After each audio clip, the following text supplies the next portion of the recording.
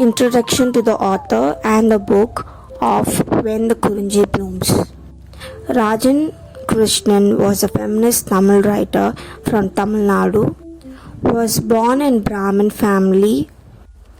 She had very little formal education and appeared to have been largely an autodidact.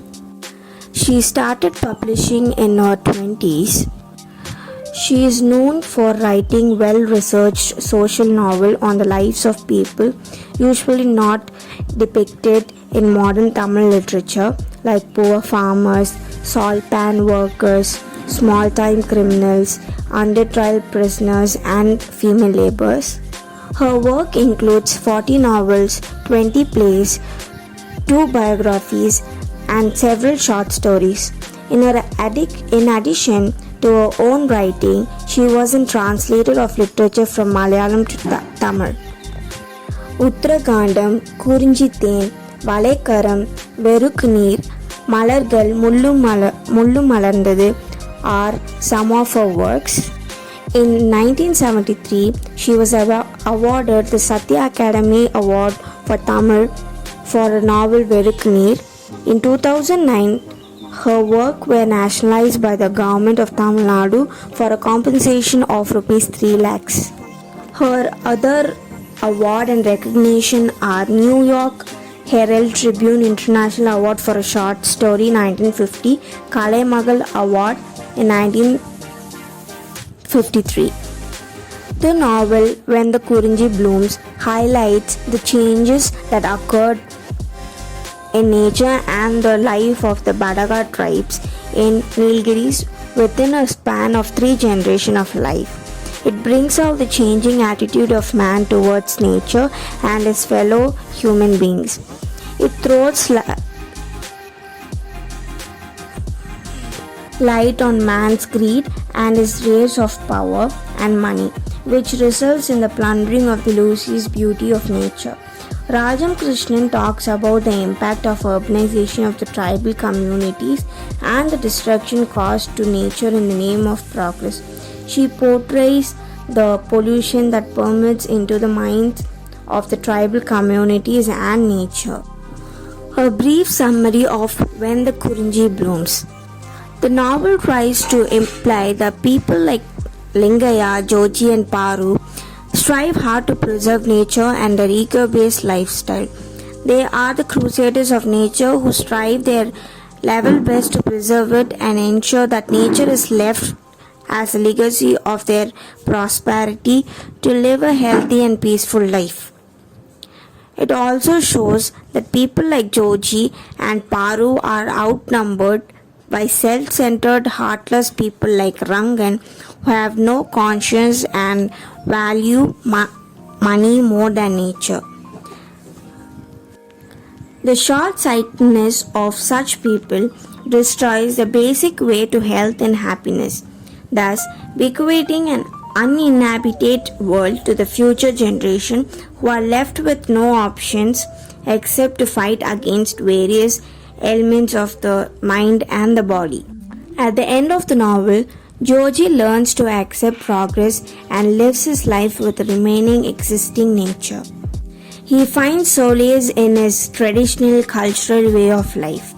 Though he is unable to accept the modern ways of life and he spends the rest of his life in his village trying his level best to keep up the traditions and customs in every possible way. Paru finally finds peace and contentment in the love and care of Nanjan and his wife, who Paru adores till her last breath.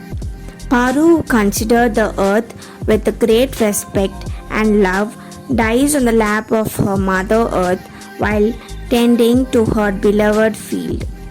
Nanjan settles down for a modern life and is contented with his science.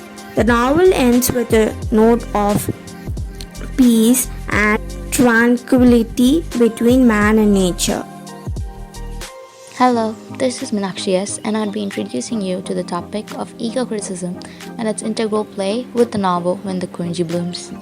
Eco-criticism is an umbrella term under which a variety of approaches fall.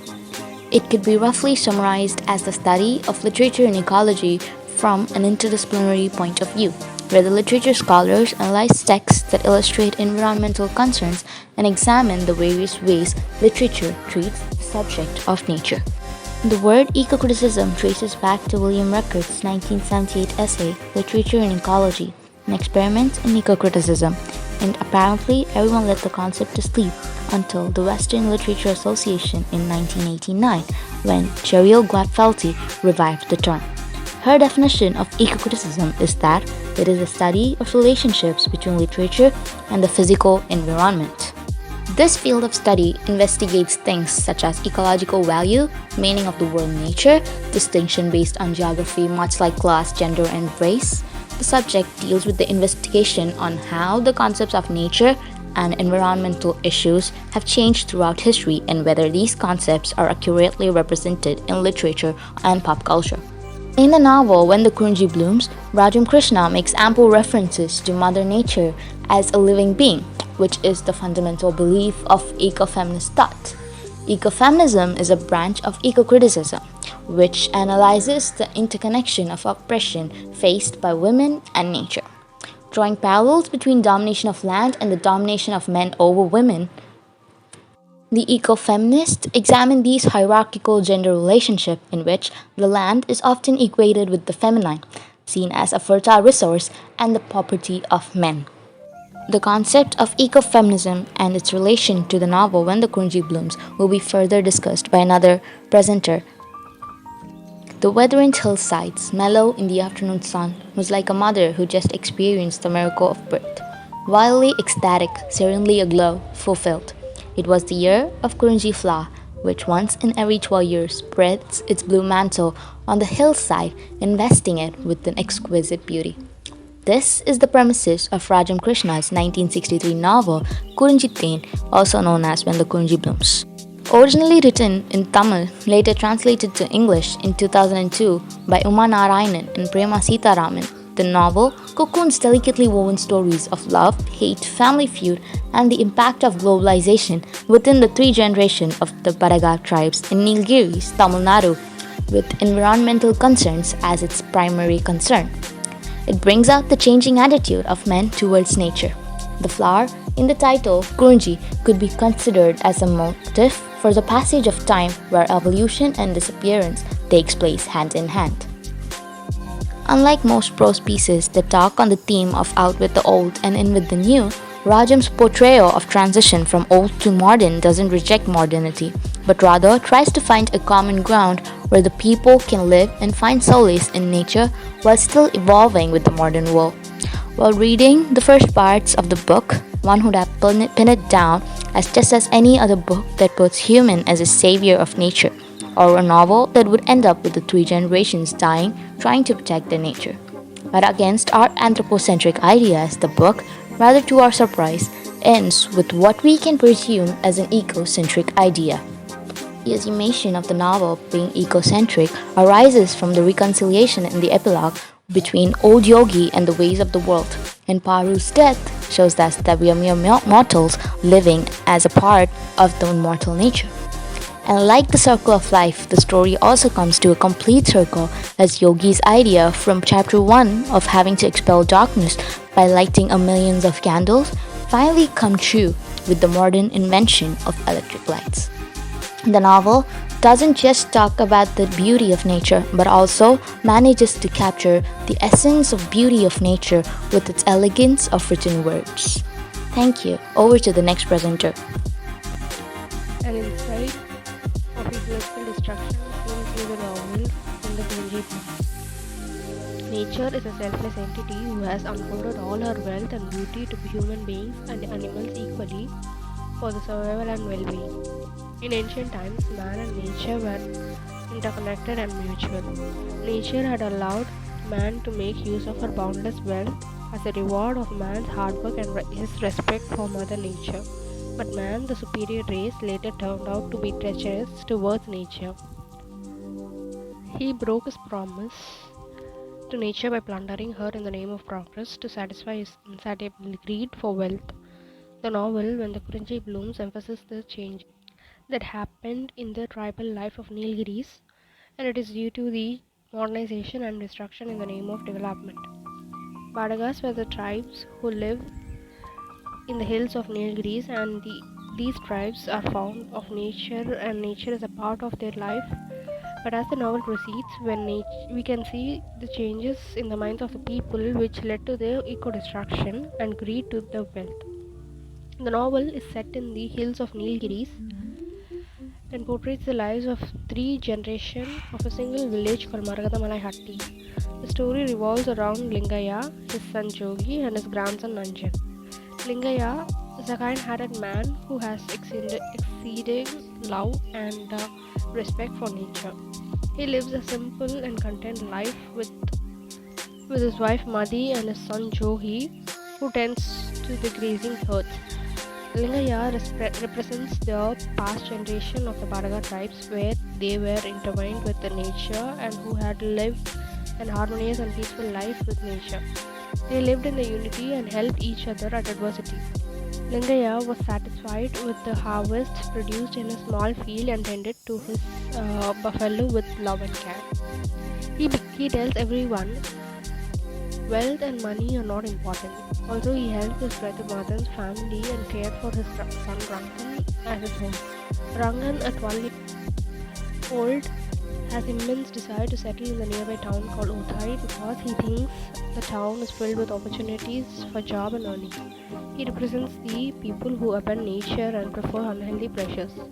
On the other hand, Johi, son of Lingaya, who serves as priest for 12 years, sees the changes in nature and his surrounding, which is filled with tea bushes, coffee and potato plantations, and which led to destroy the beauty of the hills.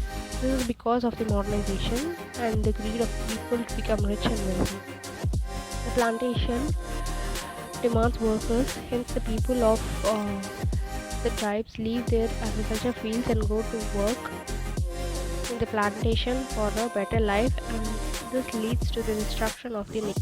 The Jogi followed his father and tries to preserve his motherland from the maldevelopment, and he even curses his son Nanjan for bringing the idea of construction of dam which destroys their land even more dreadfully. Another important female character in the novel who struggles to protect the nature and her village is Paru. She who was married to Rangan, who wins the trial when he came back from Uday to marry Paru by defeating Krishnan, who is the only educated boy in the village. Paru's life was even devastated when she lost her children because of pneumonia, but the only hope for her to live is Johi and Girija's son Nanjan. Nanjan felt Paru as his own mother after his mother's death. Nanjan was good at his studies, and also in the novel, education also plays a major role in the destruction of nature because it did not teach how to protect the nature practically. When Nanjan was good at his studies, his headmaster asked a part of Paru's land, which was for the extension of school. And at first, Paru does not accept it, but for the sake of Nanjan's education, she gives the land. Nanjan then completes his education and comes as a superior for the construction of dam initiated by the government in the name of development for the village. Nanjan thought this dam would help to bring electricity to his village by hydroelectric power, but he fails to realize that such an act may displace the people from lands and make people homeless and jobless. Nanjan represents the new generation who have no knowledge of tranquil life, nature around them, because as they were born with little nature around them and surrounded by concrete jungles. After knowing that the dam is going to take place in their village, Paru and Johi pleads Nanjan, but the government takes the upper hand and Nanjan cannot do anything. At the end of the novel, all the villagers turn up to oppose the construction of the dam, but it fails and ends with a complete disaster. the novel implies that people like Lingaya, Jogi, and Paru strive hard to preserve nature and their eco-based lifestyle. They are the crusaders of nature. So the changes in the nature through generation-wise is seen in the novel, where Lingaya is respected and intertwined with nature. In the second generation, the plantation crops come in hand, but Jogi follows his father. And in the third generation, Nanjan represents the modern life who is distant from the nature. Finally, the novel ends with a note of peaceful and tranquil between man and nature. Hello everyone, I'm Shalini. I'm going to talk about the theme ecofeminism that has been explored in the novel When the Kurinji Blooms. The practice of domination is not new to a society, be it over nature or over women. Nature and women are both exploited by men. All the living things on the earth has an equal share of each of them, but men are destroying other things for their own benefits. Women in terms of tradition and nature in terms of urbanization. Nature is always destroyed in the name of education and development, and women are exploited in the name of tradition. The novel talks about the gender issues faced by women in Bagada community and how the nature has been exploited to satisfy the need of human. Hence, ecofeminism can be applied to the novel. The Bagada women of Nilgiris seems to be leading a life which is not happy as they are exploited by the patriarchal society. In the same way, the nature surrounding the Bagada community is exposed to destruction in the name of development and for money's sake. Tradition and gender norms opposed women living in Bagada community. They were forced to retain the emotions to themselves even when it makes them terrified. Similarly, nature has been exploited, oppressed, and destroyed in the name of urbanization and civilization. Men pushed nature's boundary and are beginning to capture every inch of it in the name of benefit of society, which in turn destroyed the beauty of the nature. Though men name it as progress, it always results in destruction. Bagada people chose tea plantation over food and they became rich instantly. Dams are allowed to be built in the community. The people in the community allowed others to explore their land, which led to their destruction. Both in the novel and in reality, men tend to control nature and impose what they wanted. It is similar in the matters of women's life. Madi was not happy with her husband and she was forcefully separated from her son. Paru was forcefully married to Rangan, though she was in love with Krishnan. Paru is also someone who stands in midway as she can neither be a traditional Bahara woman nor refuse to change in the community. She is suppressed by the society, and this is the state of women and nature that Rajam Krishnan portrayed in the novel When the Kurinji Blooms. We could see that modernism has a positive and negative effects on women and nature respectively. Due to modernism and urbanization, women are educated and could take the stand for themselves. In contrary, modernism and urbanization and civilization has a negative effect on nature as it tends men to overuse nature beyond its limits. Thus, the novel When the Kurinji Blooms by Rajam Krishnan explores the theme of ecofeminism and how nature and women are interconnected in terms of oppression by men. Thank you. I'm Manuleka and I'll be briefly talking about the conflict of tradition versus modernity in Rajam Krishnan's novel When the Kurinji Blooms. Rajam Krishnan's When the Kurinji Blooms is basically a story sprawling 3 generations of women of the tribal Badaga clan and how each of them struggled with the ideas of oppression and roles of femininity and motherhood enforced in the name of tradition and customs versus the ideas of freedom and individuality and going against the status quo and other radical thoughts introduced by modernity, and how each generation handles this conflict between tradition and modernity in their own way, also depending on the amount of space and power they have to freely express themselves.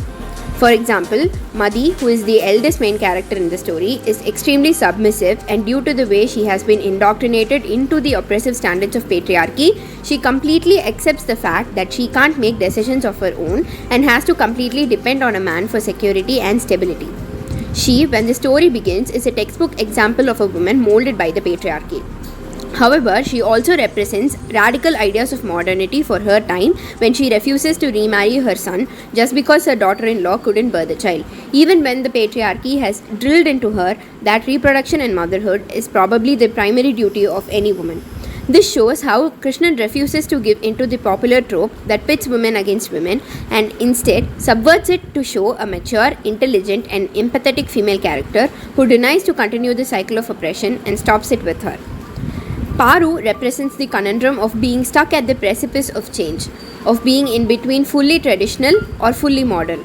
She knows that her treatment in the community is unfair and that the traditions take away her agency and right to choose, like how she is forced into a marriage with the man she doesn't love and is very violent, but she doesn't have the power or the empowerment to fight against her oppression.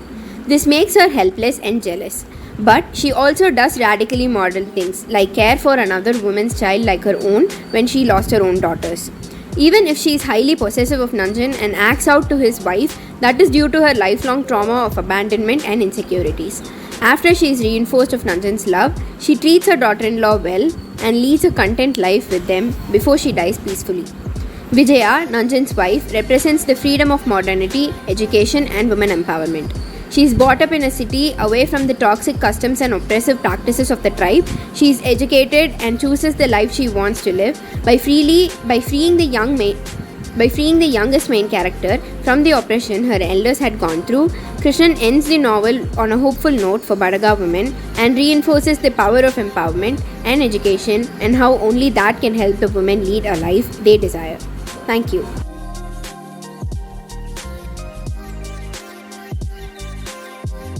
A group of people sharing common beliefs, ancestors, languages, religions, cultures, customs, and traditions is known as a tribe. India is a place which is very diverse in nature, and the inhabitants are being classified into tribal and non-tribal living. The tribal people have their own set of rules and regulations, customs, and traditions which are quite different from the mainstream and thereby making them unique. They are dependent on the flora and fauna for livelihood, and they live close to the hills and mountains, rivers and streams. They are self-sufficient and are known for close resonation with nature. The Toda tribe live in the Nilgiri mountains of Tamil Nadu. They belong to the Dravidian Tamil group, and their occupation includes cattle herding and dairy work. They speak the Toda language, which originated from the Toda Kota subgroup of the South Dravidian languages. Badagas live in the Nilgiri district, and they are an ethnic linguistic community speaking the Badaga language, and their occupation includes gardening, farming, carpentry, etc. In this novel, When the Kurinji Blooms by Rajam Krishnan, the novelist emphasizes on the intricacies of the tribal livelihood in the face of urbanization. The purity of nature is defied by man who goes into the town and brings back pestilence into the realm of green environment, thus polluting nature and man with destruction, disease, and unforeseen calamities. The theme of colonization is recurrent in the novel, and the transition from the nature-knit life to modernity is evident from the cultivation of commercial crops and trees like oranges, fir, eucalyptus, tree plantation, and the establishment of churches and missionaries. With the new landscape, the grazing of cattle became a rare sight, and the environment was devastated to the extent that Kurinji Bloom became rarer to find even once in 12 years. The Kurinji in the novel symbolizes significance of time in the lives of the traditional Badagas. The novel does not suggest change in landscape due to the enactment, but introduces the changing landscape in the underlying colonial policies. The Badagas were pushed to the margins of social hierarchy by the acquisition of their lands, first by the British government for the expansion of schools and for setting up colonies for the tree plantation laborers. Due to the introduction of formal education and money economy, the mindscape of the Badagas took a turn away from traditional community sense ideas of cultivation and livelihood options. The character of Krishnan is represented as the agent of change in the novel. The departure from the community sense is reflected when the children of Paru and Jangamai were denied vaccination because they were the enemy of Krishnan, who was behind the drive. The opposition to the dam project by a few individuals showed disintegration of the village community. The individual attitude revealed through the jealousy of Rangan towards Krishnan when the former instigated the protests. The novel vividly describes the change in the landscape and mindscape of the people of the Badaga tribe. The place of change took place more was a psychological pain than an actual physical harm, without any direct intervention of the Badaga community's resistance, and it's obvious in the rendering to the novel. Land and revenue laws, forest acts, missionary propaganda, introduction of formal education system, establishment of administration were deliberate colonial designs to control the territory and mind of the colonized people, including tribes. Colonial control exposed the tribes to a system outside the traditional notion of territory and resource, understanding livelihood options and intra-related tribal relations. Direct intervention of colonial forces like laws and acts, missionary activities in the Badaga tribe community did not form a part of narrative but had the implicit actions like the dam project on the Kumari River, introduction of plantations, school and education system were also changed.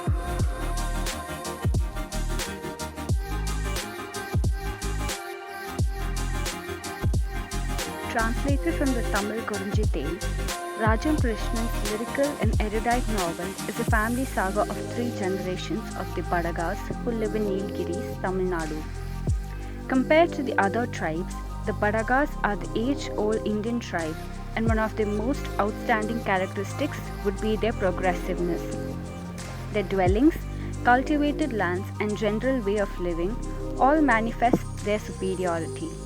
The story begins with the Badagas, who strive to live a peaceful and content life in the hilly sides of the Nilgiris, which is covered with Kurinji flowers that blooms once in 12 years, and it ends with the dawn of new changes in the life of the people.